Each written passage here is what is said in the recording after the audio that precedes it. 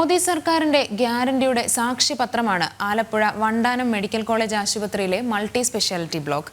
പരാധീനതകളിൽ നട്ടം തിരിയുന്ന വണ്ടാനം മെഡിക്കൽ കോളേജിൽ എത്തുന്ന രോഗികൾക്ക് ഏറെ ആശ്വാസമാണ് മൾട്ടി സ്പെഷ്യാലിറ്റി ബ്ലോക്ക്. 173.18 കോടി രൂപ ചിലവിൽ പണി പൂർത്തിയായ പദ്ധതിയിൽ ഭൂരിഭാഗവും കേന്ദ്രവിഹിതമാണ്.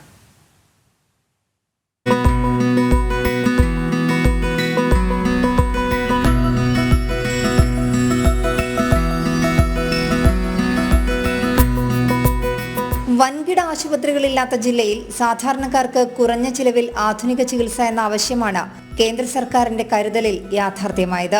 ഒന്നാം നരേന്ദ്രമോദി സർക്കാരിന്റെ കാലത്ത് ആരോഗ്യമന്ത്രിയായിരുന്ന JP നദ്ദയാണ് മൾട്ടി സ്പെഷ്യാലിറ്റി ബ്ലോക്കിന് വണ്ടാനം ആശുപത്രിയിൽ തറക്കല്ലിട്ടത്. രണ്ടാം മോദി സർക്കാരിന്റെ കാലത്ത് പണി പൂർത്തിയായ കൂറ്റൻ 6 നില കെട്ടിടം കഴിഞ്ഞ വർഷം ജനുവരിയിൽ മുഖ്യമന്ത്രി പിണറായി വിജയൻ നാടിന് സമർപ്പിച്ചു.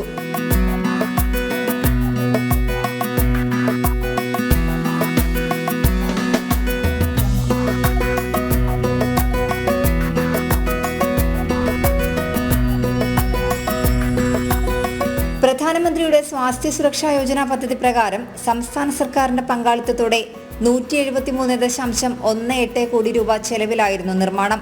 കേന്ദ്രം 120 കോടിയും ഉപകരണങ്ങളടക്കം സംസ്ഥാനം 58.13 കോടി രൂപയും ചിലവഴിച്ചു.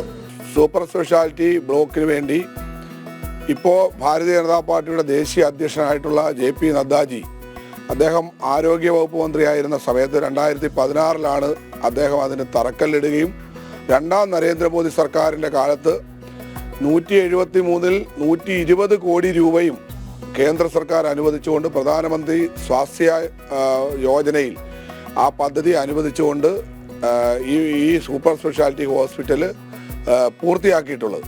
9 സൂപ്പർ സ്പെഷ്യാലിറ്റി വകുപ്പുകളാണ് ഇവിടെ പ്രവർത്തിക്കുന്നത്. വിവിധ സ്പെഷ്യാലിറ്റി വിഭാഗങ്ങൾക്കായി 200 കിടക്കകൾ, 12 മെഡിക്കൽ ICUകൾ ഉൾപ്പെടെ 50 ICU യൂണിറ്റുകൾ, നൂതന ഉപകരണങ്ങളടക്കം സജ്ജീകരിച്ച പോസ്റ്റ് കാത്ത്, സ്റ്റെപ്പ് ഡൗൺ ICU എന്നിവയും മൾട്ടി സ്പെഷ്യാലിറ്റി ബ്ലോക്കിലുണ്ട്.